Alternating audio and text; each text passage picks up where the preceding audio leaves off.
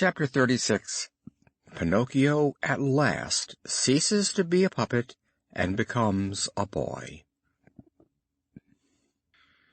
Whilst Pinocchio was swimming quickly towards the shore, he discovered that his father, who was on his shoulders with his legs in the water, was trembling as violently as if the poor man had an attack of ague fever. Was he trembling from cold or from fear? Perhaps a little from both the one and the other, but Pinocchio, thinking it was from fear, said to comfort him, "Courage, Papa! In a few minutes we shall be safely on shore." "But where is this blessed shore?" asked the little old man, becoming still more frightened, and screwing up his eyes as tailors do when they wish to thread a needle. "I have been looking in every direction, and I see nothing but the sky and the sea." "But I see the shore as well," said the puppet. "You must know that I am like a cat. I see better by night than by day." Poor Pinocchio was making a pretense of being in good spirits, but in reality he was beginning to feel discouraged. His strength was failing, he was gasping and panting for breath. He could do no more, and the shore was still far off. He swam until he had no breath left. Then he turned his head to Geppetto and said in broken words, "Papa, help me! I am dying." The father and son were on the point of drowning when they heard a voice, like a guitar out of tune, saying, "Who is it that is dying?"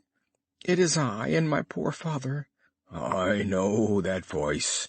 You are Pinocchio." "Precisely. And you?" "I am the Tunney, your prison companion in the body of the dogfish." "And how did you manage to escape?" "I followed your example. You showed me the road, and I escaped after you." "Tunney, you have arrived at the right moment. I implore you to help us, or we are lost." "Willingly and with all my heart.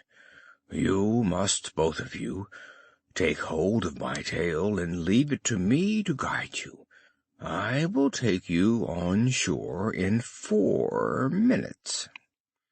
Geppetto and Pinocchio, as I need not tell you, accepted the offer at once. But instead of holding on by his tail, they thought it would be more comfortable to get on the Tunney's back. Having reached the shore, Pinocchio sprang first on land that he might help his father to do the same.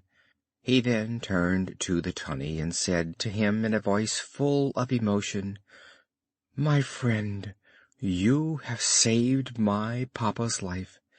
I can find no words with which to thank you properly. Permit me at least to give you a kiss as a sign of my eternal gratitude." The Tunney put his head out of the water, and Pinocchio, kneeling on the ground, kissed him tenderly on the mouth. At this spontaneous proof of warm affection, the poor Tunney, who was not accustomed to it, felt extremely touched, and ashamed to let himself be seen crying like a child, he plunged under the water and disappeared. By this time the day had dawned. Pinocchio, then, offering his arm to Geppetto, who had scarcely breath to stand, said to him, "Lean on my arm, dear papa, and let us go. We will walk very slowly, like ants, and when we are tired we can rest by the wayside." "And where shall we go?" asked Geppetto. "In search of some house or cottage, where they will give us for charity a mouthful of bread and a little straw to serve as a bed." They had not gone 100 yards when they saw by the roadside 2 villainous-looking individuals begging. They were the cat and the fox, but they were scarcely recognizable. Fancy! The cat had so long feigned blindness that she had become blind in reality, and the fox, old, mangy, and with one side paralyzed, had not even his tail left. That sneaking thief, having fallen into the most squalid misery, one fine day had found himself obliged to sell his beautiful tail to a traveling peddler, who bought it to drive away flies. "Oh, Pinocchio!" cried the Fox, "give a little in charity to two poor infirm people." "Infirm people!" repeated the cat. "Begone, impostors!" answered the puppet. "You took me in once, but you will never catch me again." "Believe me, Pinocchio, we are now poor and unfortunate indeed." "If you are poor, you deserve it. Recollect the proverb, stolen money never fructifies. Begone, impostors!" And thus saying, Pinocchio and Geppetto went their way in peace. When they had gone another 100 yards, they saw at the end of a path in the middle of the fields a nice little straw hut with a roof of tiles and bricks. "That hut must be inhabited by someone," said Pinocchio. "Let us go and knock at the door." They went and knocked. "Who's there?" said a little voice. "We are a poor father and son without bread and without a roof," answered the puppet. "Turn the key and the door will open," said the same little voice. Pinocchio turned the key and the door opened. They went in and looked here, there, and everywhere, but could see no one. "Oh, where is the master of the house?" said Pinocchio, much surprised. "Here I am, up here." The father and son looked immediately up to the ceiling, and there, on a beam, they saw the talking cricket. "Oh, my dear little cricket," said Pinocchio, bowing politely to him. "Ah, now you call me your dear little cricket. But do you remember the time when you threw the handle of a hammer at me to drive me from your house?" "You are right, cricket. Drive me away also. Throw the handle of a hammer at me, but have pity on my poor papa." "I will have pity on both father and son, but I wished to remind you of the ill treatment I received from you, to teach you that in this world, when it is possible, we should show courtesy to everybody, if we wish it to be extended to us in our hour of need." "You are right, cricket, you are right, and I will bear in mind the lesson you have given me. But tell me how you managed to buy this beautiful hut." "This hut was given to me yesterday by a goat whose wool was of a beautiful blue color."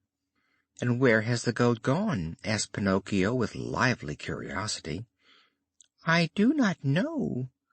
"And when will it come back?" "It will never come back. It went away yesterday in great grief, and bleating it seemed to say, 'Poor Pinocchio, I shall never see him more, for by this time the dogfish must have devoured him.'" "Did it really say that? Then it was she, it was my dear little Fairy!" exclaimed Pinocchio, crying and sobbing. When he had cried for some time, he dried his eyes and prepared a comfortable bed of straw for Geppetto to lie down on. Then he asked the cricket, "Tell me, little cricket, where can I find a tumbler of milk for my poor papa?" "3 fields off from here there lives a gardener called Giangio, who keeps cows. Go to him and you will get the milk you are in want of." Pinocchio ran all the way to Giangio's house, and the gardener asked him, "How much milk do you want?" "I want a tumblerful." A tumbler of milk costs 5 cents. Begin by giving me the 5 cents." "I have not even 1 cent," replied Pinocchio, grieved and mortified. "That is bad, puppet," answered the gardener. "If you have not even 1 cent, I have not even a drop of milk." "I must have patience," said Pinocchio, and he turned to go. "Wait a little," said Giangio. "We can come to an arrangement together. Will you undertake to turn the pumping machine?" "What is the pumping machine?" "It is a wooden pole which serves to draw up the water from the cistern to water the vegetables." "You can try me." "Well, then, if you will draw 100 buckets of water, I will give you in compensation a tumbler of milk." "It is a bargain."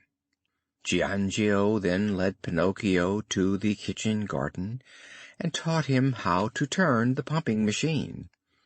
Pinocchio immediately began to work, but before he had drawn up the 100 buckets of water, the perspiration was pouring from his head to his feet.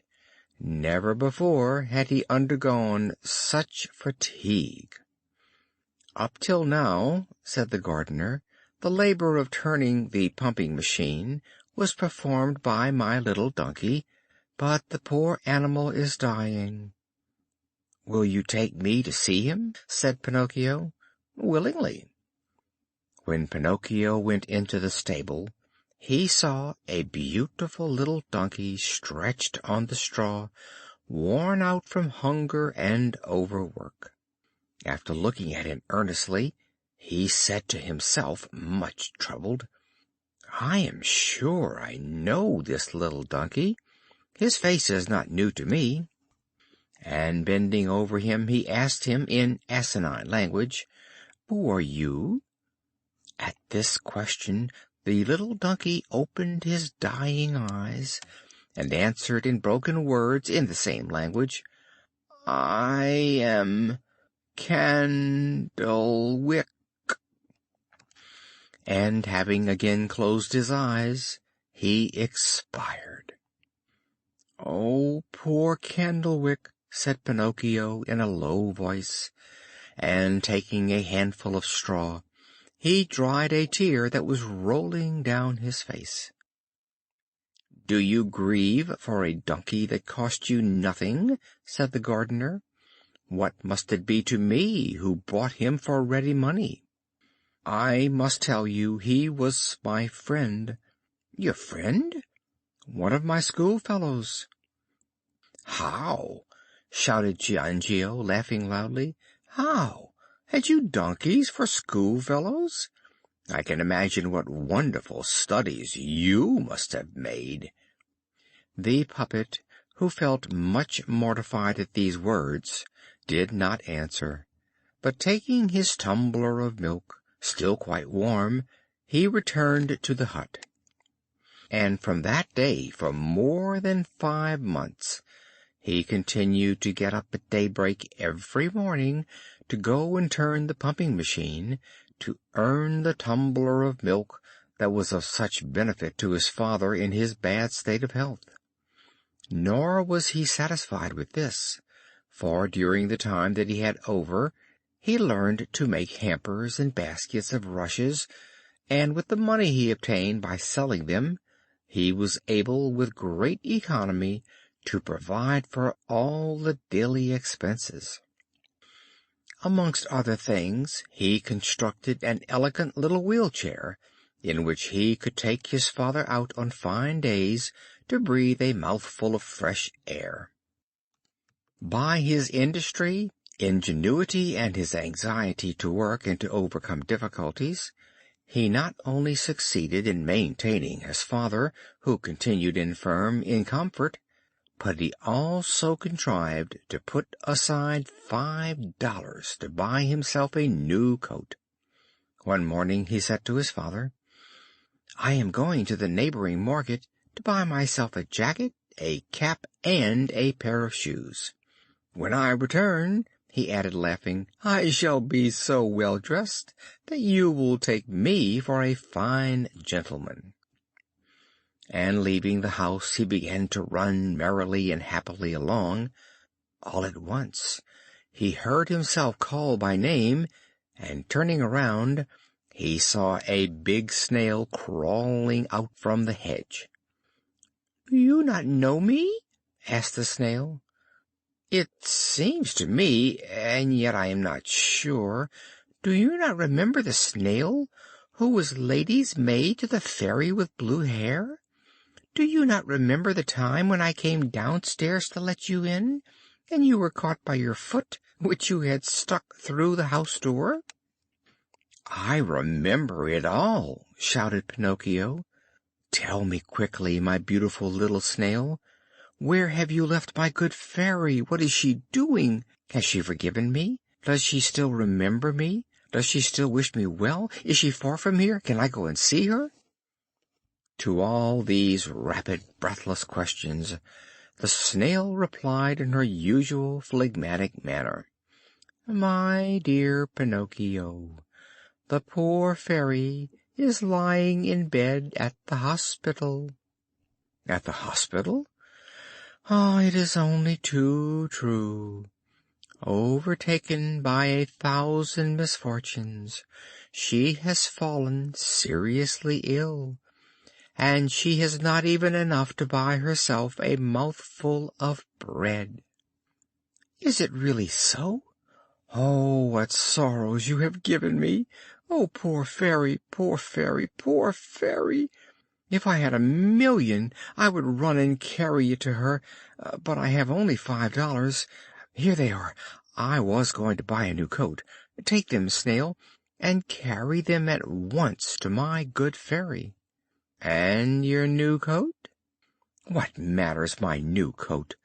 I would sell even these rags that I have on to be able to help her. Go, Snail, and be quick, and in 2 days return to this place, for I hope I shall then be able to give you some more money. Up to this time I have worked to maintain my papa. From today I will work 5 hours more, that I may also maintain my good mamma. Goodbye, Snail. I shall expect you in 2 days."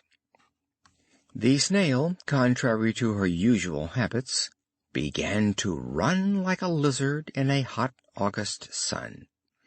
That evening Pinocchio, instead of going to bed at 10 o'clock, sat up till midnight had struck, and instead of making 8 baskets of rushes, he made 16. Then he went to bed and fell asleep, and while he slept he thought that he saw the fairy, smiling and beautiful, who, after having kissed him, said to him, "Well done, Pinocchio. To reward you for your good heart, I will forgive you for all that is past. Boys who minister tenderly to their parents and assist them in their misery and infirmities are deserving of great praise and affection, even if they cannot be cited as examples of obedience and good behavior. Try and do better in the future, and you will be happy." At this moment his dream ended, and Pinocchio opened his eyes and awoke. But imagine his astonishment when, upon awakening, he discovered that he was no longer a wooden puppet, but that he had become, instead, a boy like all other boys. He gave a glance round, and saw that the straw halls of the hut had disappeared, and that he was in a pretty little room, furnished and arranged with a simplicity that was almost elegance. Jumping out of bed, he found a new suit of clothes ready for him, a new cap and a new pair of boots that fitted him beautifully. He was hardly dressed when he naturally put his hands in his pockets and pulled out a little ivory purse, on which these words were written: "The fairy with blue hair returns the $5 to her dear Pinocchio, and thanks him for his good heart." He opened the purse, and instead of $5 he saw 50 shining gold pieces, fresh from the mint. He then went and looked at himself in the glass, and he thought he was someone else, for he no longer saw the usual reflection of a wooden puppet. He was greeted instead by the image of a bright, intelligent boy with chestnut hair, blue eyes, and looking as happy and joyful as if it were the Easter holidays. In the midst of all these wonders succeeding each other, Pinocchio felt quite bewildered, and he could not tell if he was really awake or if he was dreaming with his eyes opened. "Where can my papa be?" he exclaimed suddenly, and went into the next room. He found old Geppetto quite well, lively and in good humor, just as he had been formerly. He had already resumed his trade of wood carving, and he was designing a rich and beautiful frame of leaves, flowers, and the heads of animals. "Satisfy my curiosity, dear papa," said Pinocchio, throwing his arms around his neck and covering him with kisses. "How can this sudden change be accounted for?" "This sudden change in our home is all your doing," answered Geppetto. "How my doing?" "Because when boys who have behaved badly turn over a new leaf and become good, they have the power of bringing contentment and happiness to their families." "And where has the old wooden Pinocchio hidden himself?" "There he is," answered Geppetto, and he pointed to a big puppet leaning against a chair, with its head on one side, its arms dangling, and its legs so crossed and bent that it was really a miracle that it remained standing. Pinocchio turned and looked at it, and after he had looked at it for a short time, he said to himself with great complacency, "How ridiculous I was when I was a puppet, and how glad I am that I have become a well-behaved little boy." End of Chapter 36. End of Pinocchio by Carlo Collodi, translated by Carol della Chiesa. This book recorded by Phil Chenevert in September 2013, Baton Rouge, Louisiana.